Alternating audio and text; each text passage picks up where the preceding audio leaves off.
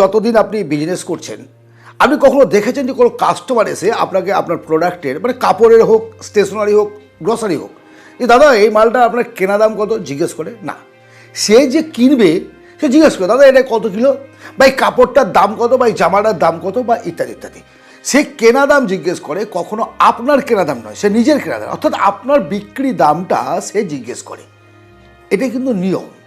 Competition যদি আপনি করতে চান, আপনার যারা কম্পিটিটর আছে, বিজনেসের বড় মানুষ যারা আছে, সবসময় তাদের কথা চিন্তা করছেন, তারা কত দামে বিক্রি করছে, কত কী করছে ইত্যাদি ইত্যাদি, তাহলে কিন্তু আপনি আপনার বিজনেস প্রোগ্রেস করতে পারবেন না।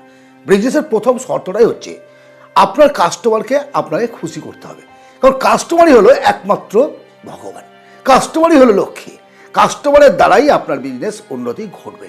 সবসময় কম্পিটিশনাল ভাববেন না, কাস্টমারকে কীভাবে খুশি করবেন, কাস্টমার কীভাবে আপনার প্রোডাক্টটা নেবে সেই বিষয়টি চিন্তা করুন।